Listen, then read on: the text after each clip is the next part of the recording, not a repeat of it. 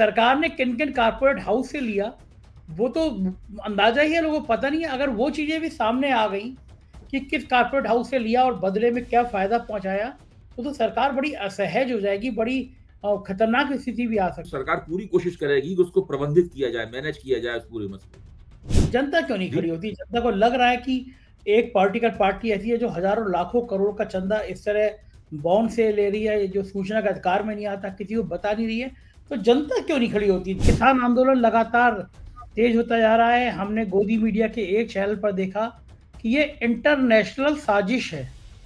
पत्रकार किस हद तक गिरेंगे अभय जी? मतलब किसानों का आंदोलन वो इंटरनेशनल साजिश हो गया। सरकार क्यों नहीं निपट पा रही, इस आंदोलन को रोक क्यों नहीं पा रही? ये जो घमंड है, ये कहाँ से आता है? सरकार के अंदर ये अहंकार कहाँ से आता है? अभय जी, विपक्ष भी क्या करे? कल खबर आई थी कि फारूक अब्दुल्ला को ईडी का नोटिस मिला। आज खबर टीवी पे चल रही थी कि फारूक अब्दुल्ला ने कहा कि हम अकेले चुनाव लड़ेंगे। ये मोदी से ज्यादा ईडी मेहनत कर रही है, विपक्ष क्या करे बताइए बेचारा। सरकार के पास में अंग्रेजी के शब्दों में कहें कैरेट भी होता है, स्टिक भी होती है। तो लोग जानना चाहते हैं कि क्या इस बार गडकरी और राजनाथ सिंह की क्या हैसियत रहने वाली है? टिकट विकट मिल जाएगा, नहीं मिलेगा? हो सकता है एक का ही पत्ता साफ हो, एक को रख लिया जाए। हाँ, सही बात है, वरना मोदी जी कहाँ भूल ये से भी अगर कोई चर्चा कर देगा फलाना आदमी प्रधानमंत्री हो सकता है, समझ लीजिए उसका पत्ता कटने वाला है। नमस्कार, मैं संजय शर्मा। आप देख रहे हैं 4 PM न्यूज़ नेटवर्क। मेरे जो आते हैं राजीव नारायण जी, उन्होंने मज़े-मज़े में बताया था, कहा था कि सुप्रीम कोर्ट कुछ ऐसा फैसला देगा, जिससे साहब यानी भारतीय जनता पार्टी बहुत परेशानी में आ जाएगी। साहब क्यों आएँगे परेशानी में, ये साफ हो गया। सुप्रीम कोर्ट ने कह दिया, भई चंदे का हिसाब दीजिए। और ये वो कड़ी है जिससे साहेब और उनकी पार्टी माला-माल हो गई है। हम और आप 25,000 रुपए भी खाते में आ जाएँ तो इनकम टैक्स पूछता है, ये रुपए कहाँ से आए? और पार्टियों के खातों में करोड़ों रुपए आ जाए तो कोई पूछने वाला नहीं है। सबसे ज़्यादा अमीर हो गई भारतीय जनता पार्टी, हज़ारों करोड़ रुपए आ गए खाते में। देश के हर जिले में ऑफिस खोलने का लक्ष्य बन गया और चंदे का रास्ता निकाल लिया कि भाई बॉन्ड से पैसा आएगा। सुप्रीम कोर्ट ने कहा कि सारे बॉन्डों का हिसाब किताब वेबसाइट पे डालो, किससे कितना पैसा मिला। बात तो सही है, होना भी चाहिए। अब लोग कह रहे हैं कि सुप्रीम कोर्ट भी होशियार है। जब लोकसभा खत्म हो गई, अब ये भी नहीं कह सकते साहब लोकसभा का सत्र बुला ले, वो तो खत्म हो गया और एक कानून बना दें। तब सुप्रीम कोर्ट ने फैसला दिया, यानी कि साहब के तापमान में थोड़ी गर्मी आनी शुरू हुई। वो कहते हैं ना कि साहब का मामला गड़बड़ाया, कुछ ग्रह नक्षत्र गड़बड़ होने शुरू हुए। मैं देख रहा हूं 2 दिन से किसान गुस्से में हैं, किसान आंदोलन कर रहे हैं और भारतीय जनता पार्टी के नेता और मुख्यमंत्री हद दर्जे की मूर्खतापूर्ण बातें कर रहे हैं। हरियाणा के मुख्यमंत्री ने कह दिया किसान इस तरह आ रहे थे जैसे कोई देश किसी पर चढ़ाई करता हुआ आ रहा हो। बताइए ये भाषा है?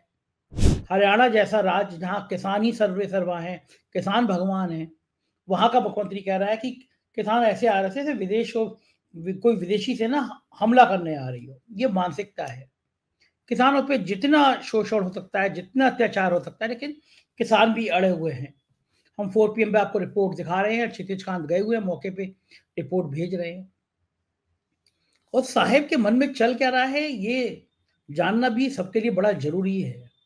और मुझे लगता है कभी-कभी डर नाम की कोई चीज़ होती है, वो भी लगती होगी कि अगर 250 से नीचे रह गए तो गडकरी या राजनाथ सिंह का नंबर आ जाएगा। और मेरे अभय दुबे जी से बात करी, जाने-माने पत्रकार हैं, तमाम बड़े-बड़े टीवी चैनल पे आते हैं। वो मुझसे कह रहे हैं कि हो सकता है राजनाथ सिंह का और गडकरी का पत्ता ही कट जाए, टिकट ही ना मिले। राजनीति बड़ी निर्मम है। गडकरी का दांव आ गया तो मोदी जी निपटे और मोदी जी का दांव आ गया तो गडकरी निपटे। तो मैंने अभय दुबे जी से तमाम मुद्दों पे बातचीत करी है, सीधे ले चलता हूँ।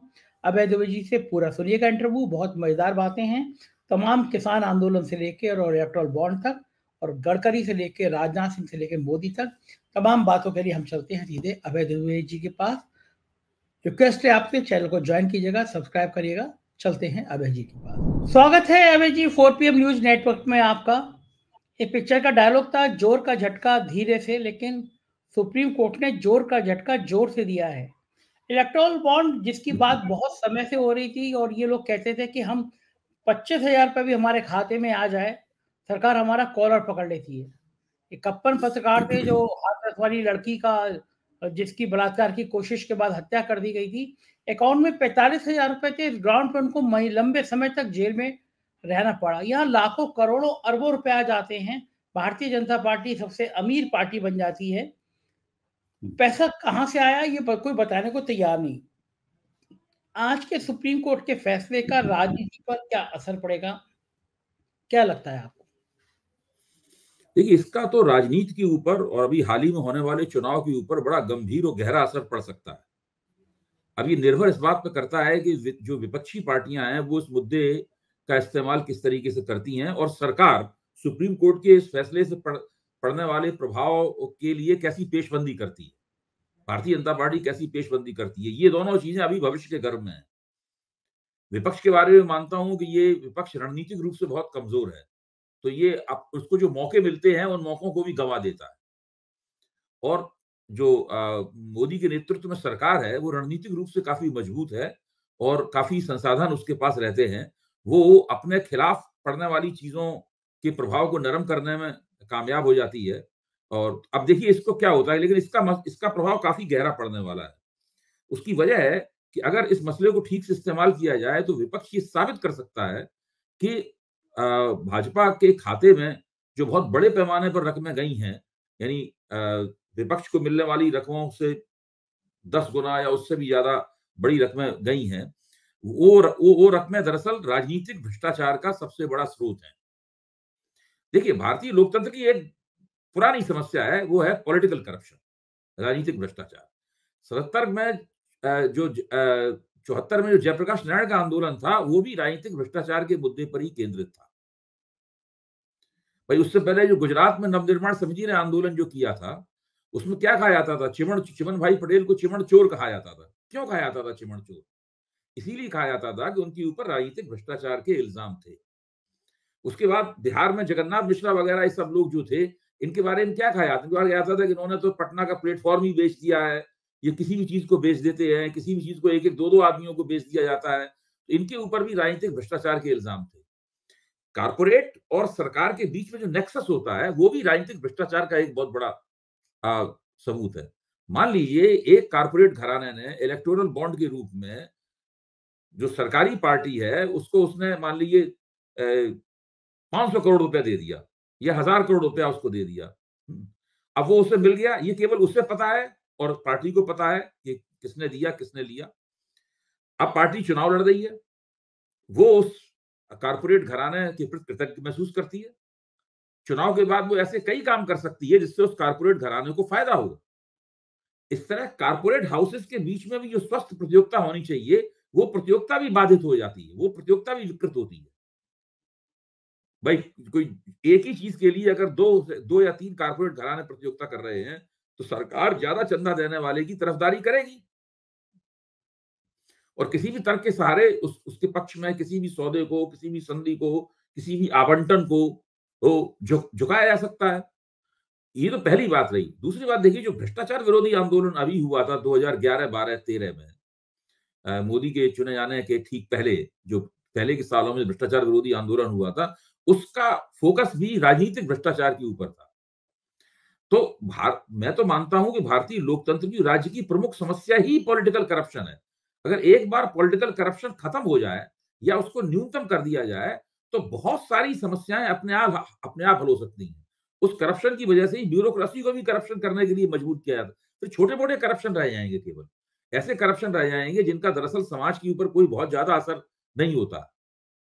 तो और मोदी सरकार ने क्या किया है? मोदी सरकार ने एक ऐसी तिकड़म की कि जिसकी वजह से जो पॉलिटिकल करप्शन था उसको उन्होंने एक कानूनी जामा पहना दिया।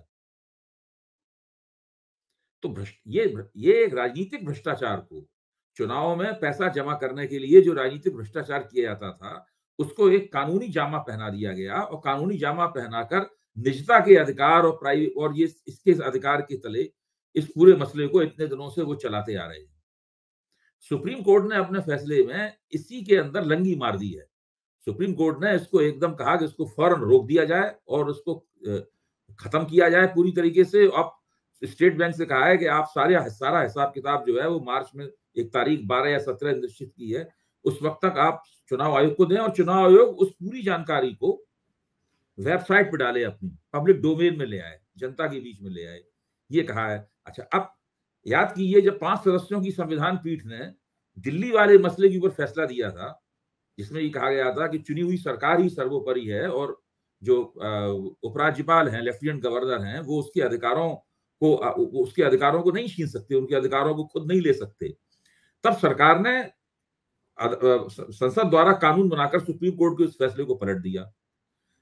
अब दिक्कत की बात सरकार के सामने यह है कि अब तो लोकसभा ही नहीं बैठा सकते, वो लोकसभा का अंतिम सत्र हो चुका है, तो अब वो लोकसभा बुलाकर इस कानून को नहीं पलट सकते, तो उन्हें जो सुप्रीम कोर्ट के फैसले को नहीं पलट सकते, अब उन्हें इस फैसले के साथ जीना होगा और इस फैसले का उन्हें मुकाबला करना होगा। विपक्ष की कमजोरी कहां पे है इसमें, इसको भी थोड़ा समझने की जरूरत है। कमजोरी यह है कि विपक्ष भी इन इलेक्टोरल बॉन्ड्स को प्राप्त कर रहा था। भाजपा बहुत ज्यादा, उससे 10 गुना 20 गुना ज्यादा प्राप्त कर रही थी, लेकिन विपक्ष भी प्राप्त कर रहा था। विपक्ष की किसी पार्टी ने इलेक्टोरल बॉन्ड को लेने से इनकार नहीं किया। अगर कोई पार्टी या कुछ पार्टियां कहती हैं हम आपके इलेक्टोरल ये बॉन्ड नहीं लेंगे, तब फिर जैसे ही अगर ये पार्टियां कहती हैं हम ये बॉन्ड नहीं लेंगे, तो आज ये पार्टियां बिल्कुल खरे सोने की तरह चमकती हुई राजनीतिक भ्रष्टाचार के खिलाफ बोलती हुई लगती। लेकिन अभय जी, एक फर्क ये होगा कि विपक्ष ने जितना पैसा जिससे लिया होगा वो तो एक एक रुपया सरकार को पता होगा। यही कारण है कि विपक्ष को लोग पैसा कम देते हैं। लेकिन सरकार ने किन किन कारपोरेट हाउस से लिया वो तो अंदाजा ही है, लोगों को पता नहीं है। अगर वो चीजें भी सामने आ गई कि किस कारपोरेट हाउस से लिया और बदले में क्या फायदा पहुंचाया, तो सरकार बड़ी असहज हो जाएगी, बड़ी खतरनाक स्थिति भी आ सकती है। निश्चित रूप से, इसीलिए मैं कहता हूं कि अभी देखने की बात यह है कि सरकार सुप्रीम कोर्ट के इस आदेश से बचने के लिए वो कौन सी पतली गली निकालती है। देखिए, इसमें बहुत ज्यादा तेजी के साथ में अभी सुप्रीम कोर्ट के अंदर सरकार जाएगी। सुप्रीम कोर्ट से अपील की जाएगी कि आप अपने इस फैसले पर पुनर्विचार करें। जजों के ऊपर और मुख्य न्यायाधीश के ऊपर दबाव डाला जाएगा कि वो जल्दी से जल्दी उसको सुने और सरकार उसमें राहत की मांग करेगी और उस राहत को बाकायदा, मैं मानता हूं कि सरकार पूरी कोशिश करेगी कि उसको प्रबंधित किया जाए, मैनेज किया जाए उस पूरे मसले। और ये कम से कम ये तो कहेगी कि इसको आप इतनी जल्दी आदेश मत दीजिए, आप चुनाव के बाद, चुनाव हो जाए उसके बाद आप तारीख ही कम से कम चुनाव के बाद कर दीजिए। अगर सरकार मई के बाद, ये सरकार कह देती है जून तक, जो मार्च की बजाय कह देती है स्टेट बैंक से कि अदालत कह देती है कि जून तक आप भेजिए, तो सरकार मत समझ लिए बच गई इसमें साफ। अच्छा, जनता क्यों नहीं खड़ी बच जाएगी? जनता क्यों नहीं खड़ी होती? जनता को लग रहा है कि एक पॉलिटिकल पार्टी ऐसी है जो हजारों लाखों करोड़ का चंदा इस तरह बॉन्ड से ले रही है, जो सूचना का अधिकार में नहीं आता, किसी को बता नहीं रही है, तो जनता क्यों नहीं खड़ी होती देश की कि भाई नेता लोग इतने बेईमान हो? देखिए, जनता हमेशा, देखिए इतिहास क्या कहता है, इतिहास ही कहता है कि सबसे पहले वो समाज का वो हिस्सा गोलबंद होता है राजनीतिक रूप से। वो हिस्सा गोलबंद नहीं होता, इसके पास कुछ है नहीं, वो तो अपनी जिंदगी गुजारने में ही व्यस्त रहता है। हिस्सा वो गोलबंद होता है जिसके पास कुछ था और छीन लिया गया। जैसे कि ये एमएसपी वाले किसान, ये बार बार क्यों गोलबंद होते हैं? इसलिए गोलबंद होते हैं कि इन्हें एमएसपी मिल रही थी लगातार, अब उन्हें है कि एमएसपी उनकी छिन जाएगी या उसको कानूनी जामा नहीं पहनाया जा रहा है, इसलिए वो बार बार गोलबंद होते हैं। जो जिन मजदूरों को तनख्वाह मिलती है, तो वो अपनी तनख्वाह बढ़ाने के लिए गोलबंद होते हैं। लेकिन आमतौर पर राजनीतिक मांगों पर जनता तभी गोलबंद होती है जबकि उसे बाकायदा पार्टियां योजना बनाकर गोलबंद करती हैं, उसे सड़कों पर उतारा जाता है। उसके लिए पार्टियों का जनाधार होना बहुत जरूरी है। जो लगातार कम होता जा रहा है।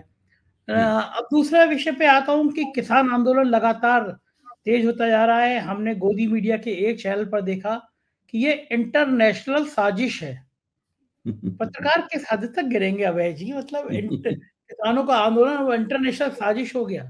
सरकार क्यों नहीं निपट पा रही, इस आंदोलन को रोक क्यों नहीं पा रही? नहीं, देखिए, 2-3 तरह की बातें कही जा रही। एक तो ये अंतर्राष्ट्रीय साजिश वाली बात कही जा रही है, इसमें केवल हंसा और मुस्कुराया जा सकता है। और दूसरी बात ये कही जा रही है कि ये एक पॉलिटिकल मूवमेंट है जो कि चुनाव के वक्त जानबूझ के किया गया है ताकि सरकार के ऊपर दबाव बनाया जा सके। तो यानी किसानों को चुनाव से पहले इस तरह का आंदोलन करने का कोई अधिकार नहीं। इसके जवाब में मैंने कहा, आज सवेरे ही मैंने एबीपी पे ये कहा कि केवल मोदी जी को ही मास्टर स्ट्रोक मारने का अधिकार है कि वो चुनाव से पहले भारत रत्न बांट कर अपने पक्ष में अपने पक्ष में परिस्थिति झुकाने की कोशिश करें, पलड़ा झुकाने की कोशिश करें। किसान नेता भी तो ये मास्टर स्ट्रोक मार सकते हैं कि भाई हम चुनाव से पहले हम आंदोलन शुरू करेंगे ताकि जो 6 महीने कोशिश करने पे हमें जो उपलब्धियां होने की संभावना होती है वो उपलब्धियां 15 दिन के अंदर हासिल कर सकें। वो भी तो ऐसा कर सकते हैं। तो ये तो भारत में हर चीज राजनीति के द्वारा प्रबंधित होती है। तो ये तीसरी बात ये कही जा रही है जो आज हरियाणा के मुख्यमंत्री ने कहा, प्रेस कॉन्फ्रेंस करके कहा, मैंने उनको सुना प्रेस कॉन्फ्रेंस करते हुए, उन्होंने कहा ये किसान लोग तो जो है किसी विदेशी सेना ऐसा व्यवहार कर रहे हैं, इस तरह सेनाएं टूटती हैं उस तरीके से टूट पड़े हरियाणा के ऊपर। तो मैंने इसके जवाब में कहा कि भाई भारतीय जनता पार्टी अपना इतिहास भूल गई, जब कार सेवक टिड्डी दल की तरीके से उत्तर प्रदेश के ऊपर टूटते थे। हर तरह के संविधान, हर तरह के कानून, संविधान द्वारा चुनी गई सरकार सबकी धज्जियां उड़ाते हुए कार सेवकों ने किसी हलफनामे को नहीं माना, किसी भी कमेटी की सिफारिशों को नहीं माना, किसी भी अदालत के आदेश को नहीं माना, कुछ भी नहीं माना कार सेवकों ने कभी भी। और 10 साल से ज्यादा समय तक भारतीय जनता पार्टी ने यह आंदोलन चलाया। ये आंदोलन चला के भारतीय जनता पार्टी ने अपनी राजनीतिक गोटी लाल कर ली। लेकिन अब अगर कोई आंदोलन चलाता है तो भाजपा हमेशा कहती है कि आप संविधान द्वारा चुनी गई सरकार के खिलाफ आंदोलन नहीं कीजिए, आपका काम वोट देना था, आपने वोट दे दिया, 5 साल का इंतजार कीजिए, जब वोट देने का फिर समय आया तो फिर वोट दीजिए। कल तो भाजपा के एक तथाकथित प्रवक्ता या समर्थक ने ये तक कहा कि अगर आपको एमएसपी वगैरह चाहिए तो हमें वोट देकर हरा दीजिए, उसके बाद नई सरकार से एमएसपी लागू करवा लीजिए। बाकायदा ये आज तक के ऊपर बहस करते हुए कहा। मैं आज सवेरे एबीपी पे था और ये कल आज तक पे बहस करते हुए जो भाजपा का एक समर्थक समीक्षक था, उसने कहा कि इतना आपको शौक है तो हमें वोट देकर पहले हरा दीजिए और उसके बाद करिए। फिर तीसरी बात ये कही जाती है कि आप आंदोलन करते रहिए, वोट तो हमें मिल ही जाते हैं, चुनाव तो हम जीत ही जाते हैं। पिछली बार 1 साल तक आपने आंदोलन किया, हम कौन सा चुनाव हारे? हम तो यूपी का भी चुनाव नहीं हारे। ये जो तो इस तरह के तमाम तर्क दिए जा रहे हैं। ये जो घमंड है ये कहां से आता है? सरकार के अंदर ये अहंकार कहां से आता है?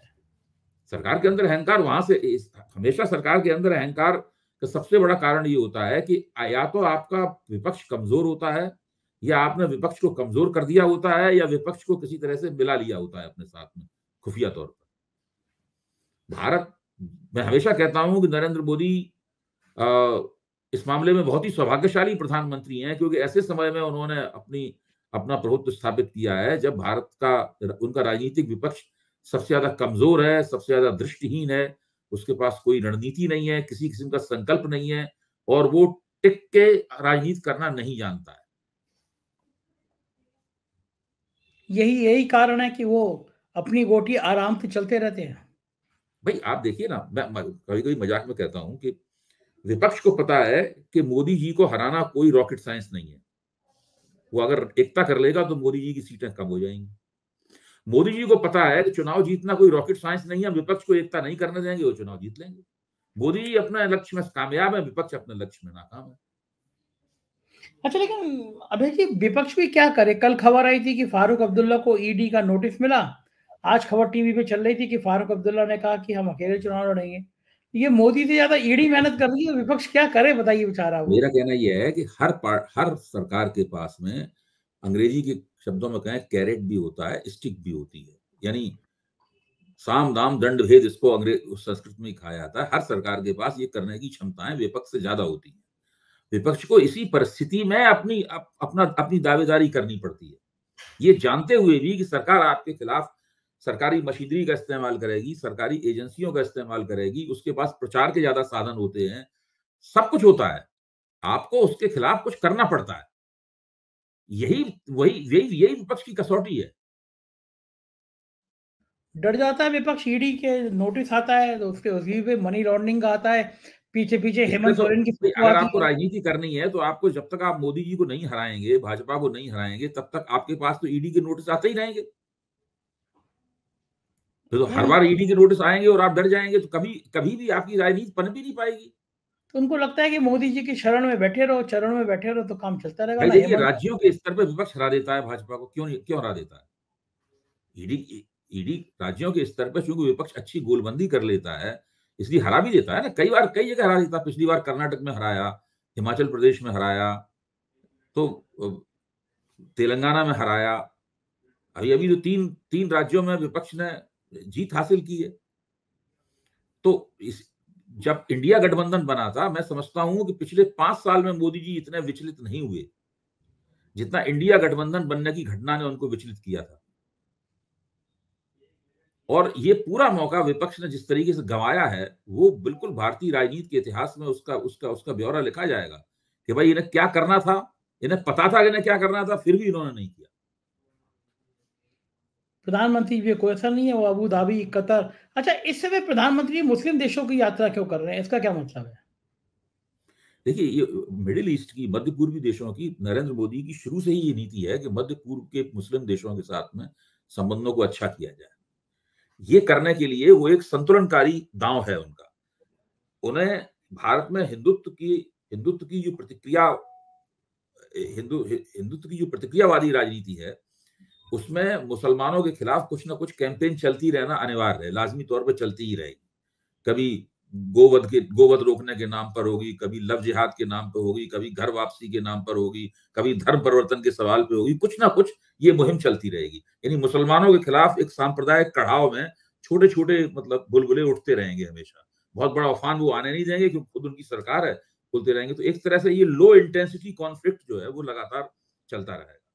इसलिए जरूरी है कि जो मुस्लिम दुनिया है, सऊदी अरब की मुस्लिम दुनिया है, उसके साथ भारत के संबंध बहुत अच्छे रहे। इसलिए भारत में मुसलमानों को कुछ भी हो जाए, अगर सऊदी अरब में मोहम्मद साहब के खिलाफ कुछ कह दिया और वो सब कह दिया, तो उसके लिए वो अपने ही प्रवक्ताओं के खिलाफ कार्रवाई करने के लिए तैयार है। भाई नूपुर शर्मा को और नवीन कुमार को निकाल दिया ना, बिल्कुल एकदम अंधेरे में डाल दिया, नहीं डाल दिया उन्होंने? आज तक वापसी नहीं हुई एक वक्तव्य देने, आज तक वो दोनों दोबारा प्रकट नहीं हो पाए। ज्यादा ट्वीट करने के अलावा उन लोगों के पास और कोई चारा नहीं रह गया है। इतना लंबा अरसा हो गया, क्योंकि उन्होंने मोहम्मद साहब के खिलाफ वो बयान दिया था, इसका असर सऊदी अरब पे हो सकता है। तो वो वहां से वो चाहते हैं कि भारत में मुसलमानों के खिलाफ जो वो कर रहे हैं, इसके ऊपर अंतर्राष्ट्रीय विश्व में कोई आपत्ति खास ना हो, इधर कोई ध्यान ना जाए, हमारा एक घरेलू मसला है, कैसे किया जाए। और बाकी जो हम कोई मुसलमानों के खिलाफ तो ना, देखिए हमारे सऊदी अरब से कितने अच्छे ताल्लुक हैं, हम कोई मुसलमानों के खिलाफ थोड़ी ना है। देखिए हमने स्मृति ईरानी को वहां भेजा, वहां पे, और जो भारतवासियों के लिए ज्यादा लोग हज करना जाए, इसकी संधि पे दस्तखत करके आई। तो ये सब मामला इसलिए किया जाता है। इससे कामयाबी मिल जाएगी, मतलब ये मैसेज चला जाएगा, या ये नहीं होगा कि भारत में जो मुसलमानों का जो हालात हैं, जो शोषण हो रहा है, उसका मैसेज नहीं जाएगा? मैसेज जाता है, ऐसी बात नहीं। जो रेटिंग एजेंसियां हैं वो इस बात का ध्यान रखती हैं, और इसलिए हमेशा कोशिश रहती है इन लोगों की कि इस संतुलन को और ज्यादा दुरुस्त किया जाए। आपको ध्यान होगा कि नीति आयोग के एक सदस्य ने और प्रधानमंत्री की जो आर्थिक सलाहकार समिति है, उसके एक सदस्य ने एक प्रेजेंटेशन किया था सरकार के सामने, जिसमें उन्होंने बताया था कि अगर रेटिंग एजेंसियां अगर इसी तरह भारत की रेटिंग को कम करती रहीं, और तो जंग की स्थिति में अगर वो पहुंच गई रेटिंग, तो उससे भारत का बहुत नुकसान हो जाएगा। तो सस्ती दर पर कर्ज मिलने भी बंद हो जाएंगे भारत को।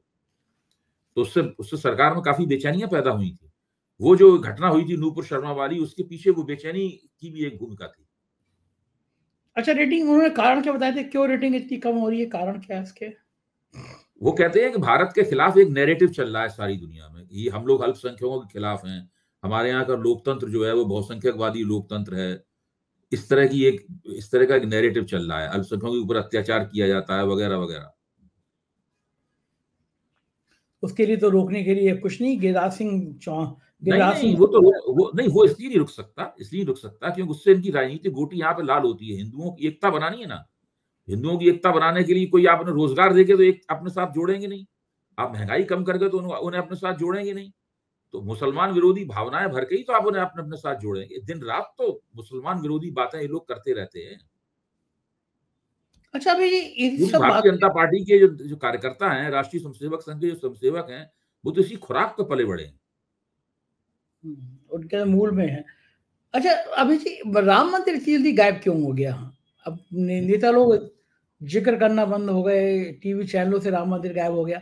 इतना उफान पे लाए थे, लेकिन इस नेपथ्य में उसके पीछे जाने के सामाजिक कारण क्या दिखते हैं देखिए, आपको? मैं कहता हूं कि राम मंदिर मैक्रो अरेंजमेंट है, मैक्रो मैनेजमेंट का हिस्सा है। और नीतीश कुमार की को पलटी मरवाना या जयंत चौधरी को फोड़ना, ये माइक्रो मैनेजमेंट है। तो उन्होंने एक मैक्रो अरेंजमेंट कर दिया, एक उन्होंने बड़ी तस्वीर बना दी राम मंदिर के तौर पर। अब वो सारा ध्यान उन्होंने छोटी छोटी तस्वीरों को दुरुस्त करने पर किया है। जब चाहेंगे तो उसको उभार देने लगेंगे, जब चाहेंगे तो यहाँ की बात करने लगेंगे। दोनों तरह के बंदोबस्त उन्हें करने हैं। इस तरह का खेल खेलने में तो मास्टर हैं ही है वो। बिल्कुल। अभी जी एक चर्चा और होती है, लोग जानना चाहते हैं कि क्या इस बार गडकरी और राजनाथ सिंह की क्या हैसियत रहने वाली है, टिकट मिल जाएगा नहीं मिलेगा? अब कह नहीं सकते, जो मोदी जी का रवैया है उसके लिहाज से तो अगले मंत्रिमंडल में इन दोनों को नहीं होना चाहिए, लेकिन रख भी सकते हैं। हो सकता है एक का ही पत्ता साफ हो, एक को रख लिया जाए। अगर पहले पत्ता साफ होगा तो किसका होगा? गडकरी का। गडकरी जी का पत्ता साफ हो सकता है पहले, उसके बाद में फिर राजनाथ सिंह जी का नंबर आएगा। अच्छा, गडकरी को कैसे लगता होगा? कभी कभी तो लोग कहते हैं कि 250 से कम रह गए तो गडकरी प्रधानमंत्री हो जाएंगे, और कभी कभी गडकरी का पत्ता ही कट जाएगा। राजनीति भी ये कितनी सारी बातें गडकरी जी के खिलाफ जाती हैं। प्रधानमंत्री होने वाली। हाँ सही बात है, मतलब मोदी जी कहाँ भूल ये से भी अगर बता। कोई चर्चा कर देगा फलाना आदमी प्रधानमंत्री हो सकता है, समझ लीजिए उसका पत्ता कटने वाला है। और गडकरी की तो बहुत सारी चर्चा हुई है कि प्रधानमंत्री हो सकते हैं। अच्छा, गडकरी को टिकट विकट देंगे नहीं देंगे ये? कह नहीं सकते, अब वो काट भी सकते हैं। वो कह सकते हैं कि अभी आप चुनाव मत लड़िए, आपको राज्यसभा में भेज देंगे। देखिए अभी ऐसे नड्डा साहब हैं, पार्टी के अध्यक्ष हैं। नड्डा साहब ने गुजरात से राज्यसभा का पर्चा भरा है। आप देखिए जो पार्टी का अध्यक्ष है उसको राज्यसभा सीट देने की घोषणा सबसे ज्यादा देर में की गई। यानी पार्टी आलाकमान विचार करता रहा कि इसको राज्यसभा में भेजें या न भेजें। हैसियत भी बताई गई। हाँ, तो ये भी हो सकता है कि ये नड्डा साहब का आखिरी राज्यसभा सदस्यता हो उनकी। तो नड्डा साहब तो ये कहते थे कि वो आप साहेब जो हैं वो देवताओं के देवता हैं, इतने भक्ति काल की बातें करने के बावजूद भी उनका ये हाल हो रहा है। वो तो सब लोग कहेंगे, जब पत्ता काट दिया जाएगा तब भी कहेंगे। प्रकाश जावड़ेकर को मंत्रिमंडल से निकाल दिया गया तो क्या वो भी मोदी जी की अभ्यर्थना नहीं करते? रविशंकर प्रसाद। हाँ, सब करते। अच्छा एक बात मतलब अभ्यर्थना करते रहेंगे तो आगे मौका मिलता रहेगा, वरना आगे मौका मिलना भी बंद हो जाएगा। अच्छा, बिल्कुल एक तरह का डिक्टेटरशिप खौफ पैदा कर दिया मोदी जी ने पार्टी में, कोई बोलेगा नहीं, कोई देखिए इसको एक तो आप डिक्टेटरशिप कह सकते हैं, लेकिन मैं इसे over centralisation of political power कहता हूँ। राज सत्ता का अति केंद्रीकरण है, बहुत परले दर्जे का, जो कभी भी भारत के इतिहास में नहीं हुआ। कांग्रेस में इंदिरा गांधी के जमाने में काफी कुछ हुआ था, इमरजेंसी उसका एक सबसे बड़ा दुष्परिणाम थी, लेकिन ये जो हुआ है उसने इंदिरा गांधी के रिकॉर्ड को भी तोड़ दिया है, काफी आगे निकल गया है। इसके उस पॉलिटिकल पार्टी के अंदर नुकसान क्या क्या होते हैं अभय जी? उस पॉलिटिकल पार्टी के अंदर सबसे बड़ा नुकसान उसमें ये होता है कि उसकी अपनी जो कार्यकर्ताओं की अपनी जो पहलकदमी होती है, नेताओं की अपनी जो एजेंसी होती है, वो बहुत मारी जाती है और असंतोष मनी मन खदबदाता रहता है। जैसे ही कभी सत्ता बड़े बड़े नेता जो होते हैं, जो शीर्ष नेता हैं, शीर्ष नेतृत्व जब अपना वायदा पूरा नहीं कर पाता, हर बार इसमें शीर्ष नेतृत्व को हर बार बहुमत लाना ही लाना है। जिस दिन बहुमत लाने से वो चूक गया उस दिन शीर्ष नेतृत्व की बड़ी दुर्गत होगी।